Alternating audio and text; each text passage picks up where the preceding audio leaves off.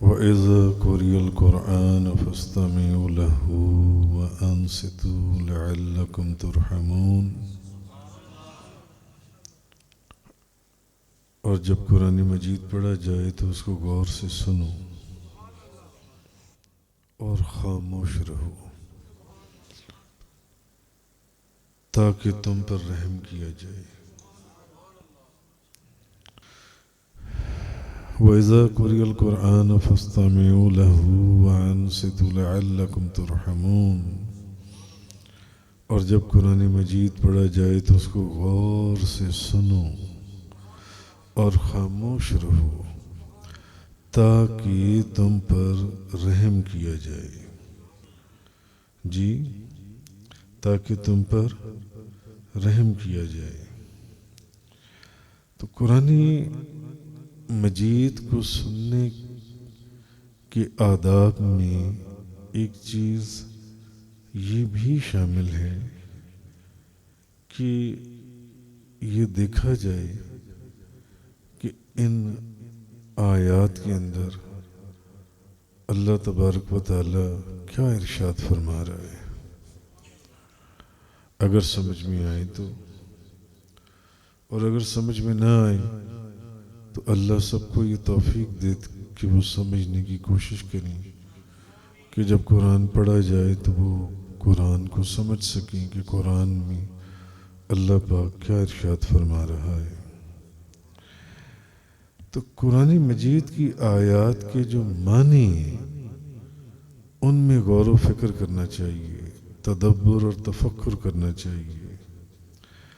جس آیت میں ذوق، شوق اور وجد آئے اس کو بار بار دہرائی۔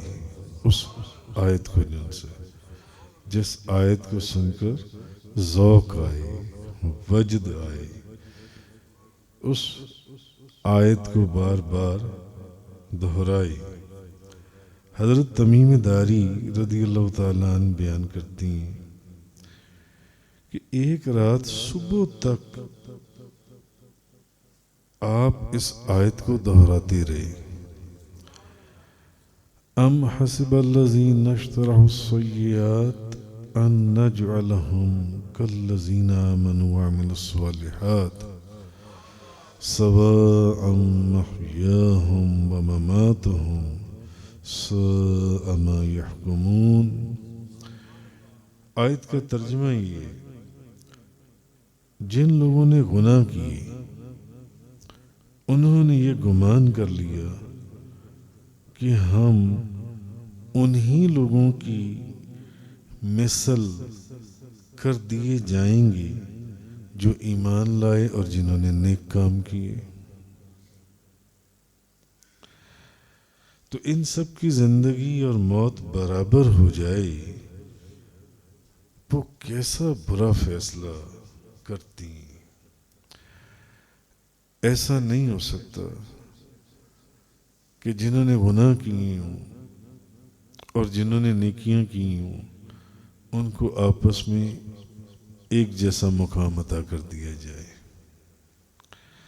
تو حضرت تمیم داری فرماتی ہیں کہ ایک رات صبح تک آپ اس آیت کو دہراتے رہے، اور حضرت ابو ذر رضی اللہ تعالیٰ عنہ فرماتی ہیں نبی کریم صلی اللہ علیہ وسلم ایک رات صبح تک اس آیت کو بار بار پڑھتے رہے۔ ان تعذبهم فإنهم عبادك وَإِن تَغْفِرْ لَهُمْ فَإِنَّكَ أَنْتَ الْعَزِيزُ الْحَكِيمُ، یہ جو آیت ہے إِن تُعَذِّبْهُمْ فَإِنَّهُمْ عِبَادُكَ وَإِن تَغْفِرْ لَهُمْ فَإِنَّكَ أَنْتَ الْعَزِيزُ الْحَكِيمُ کہ یا اللہ اگر تو ان کو عذاب دے تو بے شک یہ تیرے بندے ہیں، اور اگر تو ان کو بخش دے تو تو بہت غالب اور بڑی حکمت والا ہے۔ یا اللہ اگر تو ان کو عذاب دے تو تیرے بندے ہیں، مگر اگر تو بخش دے تو بہت غالب، تو حکمت والا، یعنی تو ہی تو مالک ہے، تو بخش دے تو تیرا کیا ہے۔ حضرت ابو ذر فرماتے ہیں نبی کریم صلی اللہ علیہ وسلم یہ آیت ساری رات پڑھتے رہے، ساری رات، یا اللہ اگر تو ان کو بخش دے، یا اللہ اگر تو ان کو بخش دے، اور اگر تو ان کو عذاب دے تو پھر یہ تیرے بندے ہیں۔ تو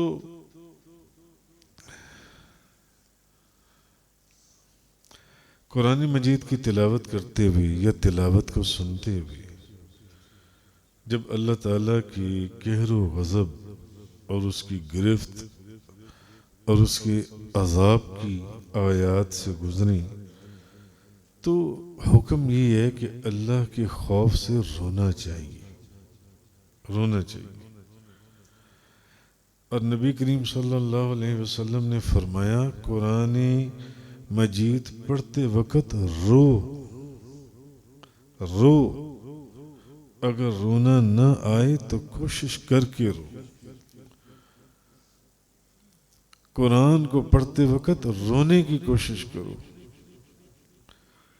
یا سنتے وقت رونے کی کوشش کرو، اور اگر رونا نہ آئے تو کوشش کر کے رو جب قرآن سن رہی ہو یا قرآن سنا رہی ہو۔ دونوں کے لیے حکم ہے، سننے والوں کے لیے بھی، سنانے والوں کے لیے بھی، کیونکہ قرآن کریم میں ان الذین اوتوا العلم من قبلہ اذا یتلی علیہم یخرون للاذقان سجدا، بے شک جن لوگوں کو اس سے پہلے علم دیا گیا جب ان پر اس قرآن کی تلاوت کی جاتی ہے تو وہ تھوڑیوں کے بل سجدے میں گر جاتی ہیں اور کہتی ہیں ہمارا رب ہر عیب سے پاک ہے، بے شک ہمارے رب کا وعدہ ضرور پورا ہونا ہے، اور وہ روتے ہوئے تھوڑیوں کے بل گر پڑتی ہیں۔ تو کہنے کا مقصد یہ ہے کہ نبی کریم صلی اللہ علیہ وسلم قرآن کریم کی بعض آیات ایسی تھیں جن کو ساری ساری رات پڑھا کرتے تھے، اور صحابہ کرام بھی ساری ساری رات اللہ کے ڈر، اللہ کے خوف، اس کی رحمت کی امید، اس کی مغفرت کی امید کے اوپر۔ ایک نبی ان کا ایک جگہ سے گزر ہوا تو انہوں نے دیکھا کہ ایک پتھر ہے چھوٹا سا، اس پتھر سے پانی بہہ رہا ہے۔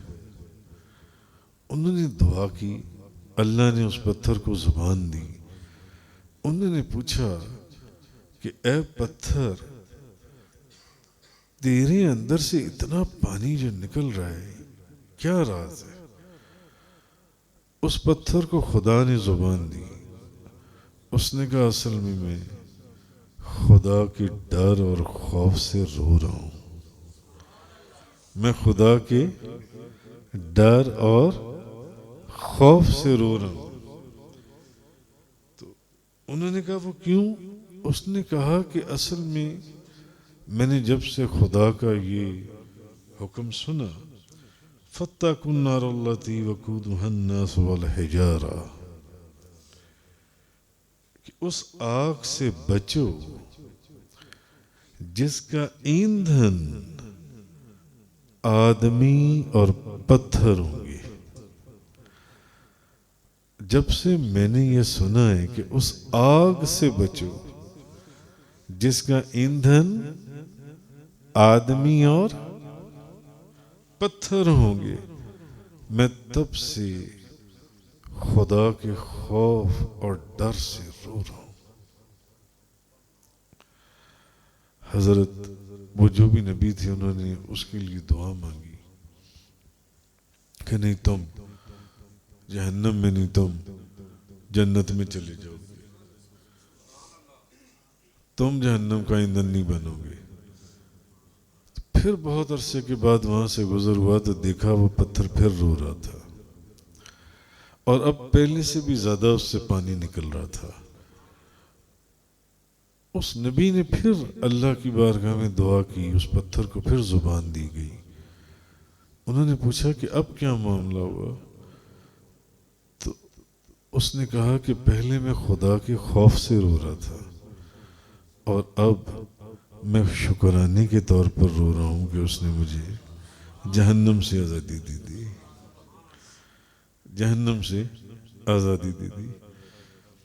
اسی طرح ایک بزرگ، اللہ کے ولی، ایک بزرگ فرماتی ہیں کہ آدھی رات کا وقت تھا، دور مجھے کچھ شور کی آواز آئی اپنی بستی کے باہر۔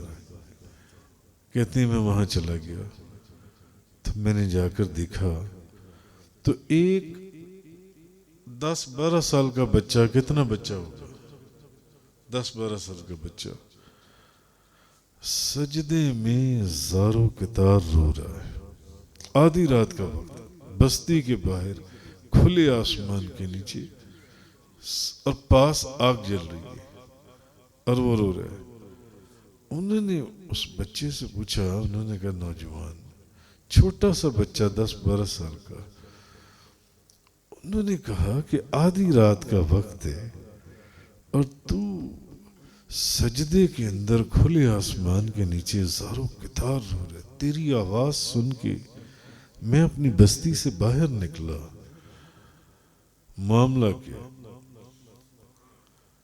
تو اس نے ان بزرگوں کو جواب دیا، اس نوجوان لڑکے نے کہنے لگا، آج میں اپنے گھر پر موجود تھا تو میری ماں نے کھانا پکانے کے لیے ہانڈی چولہے پر چڑھائی اور اس نے چولہے کے اندر بڑی بڑی لکڑیاں ڈالی۔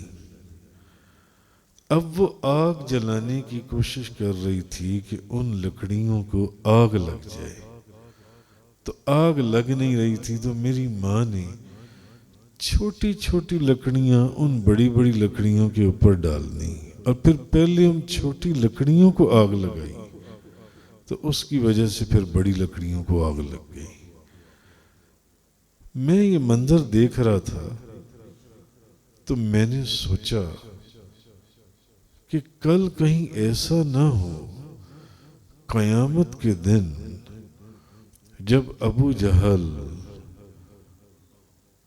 ابو لہب، حامان، شداد، قارون، ان لوگوں کو، فرعون، نمرود، ان کو آگ میں ڈالا جائے تو ان کو آگ لگانے کے لیے ہم جیسے چھوٹے عمر لڑکوں کو بھی اس کے اوپر پھینک دیا جائے۔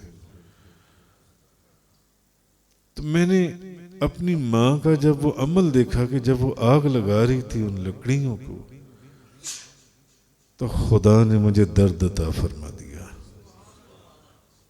تو میں اپنے گھر سے نکلا آدھی رات کے وقت کہ میں خدا سے اس چیز کی پناہ مانگوں گا، یا اللہ جب ان بڑے بڑے ظالموں کو اور گناہگاروں کو آگ لگائی جائے تو مجھے اس سے محفوظ کر لیا جائے۔ تو کہنے کی بات یہ کہ آدھی رات کا وقت ہے، آپ لوگ یہاں بیٹھے فقط قرآن کریم کی محبت میں اور نبی کریم صلی اللہ علیہ وسلم کی محبت میں، قرآن کی محبت میں بھی آپ کیوں آئے ہیں؟ فقط حضور کی محبت میں کیوں؟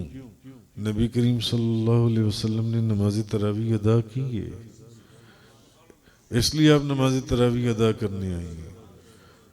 آپ نے قرآن، اس لیے آپ قرآن سننے آئی ہیں۔ اور یقین جانیے کہ آپ لوگ انشاءاللہ ماشاءاللہ سب کم و بیش 100% یقینی بخشے ہوئے لوگ ہیں، جو سارا دن روزہ رکھ کے پھر دفتروں میں کام کر کے پھر روزہ کھول کے پھر دور دور سے یہاں پر اکٹھے ہونا اور پھر 17 رکعتیں وہ اور 20 رکعتیں 37 رکعتیں ادا کرنا، اور پھر اس کے بعد نبی کریم صلی اللہ علیہ وسلم کے میلاد میں شامل ہونا، یہ 100% انشاءاللہ ماشاءاللہ یہ بخشش کی دلیل ہے آپ لوگوں کی۔ تفسیر قرآن کا یہ لیکچر انگلش میں سننے کے لیے براہ کرم ڈسکرپشن میں موجود لنک پر کلک کریں۔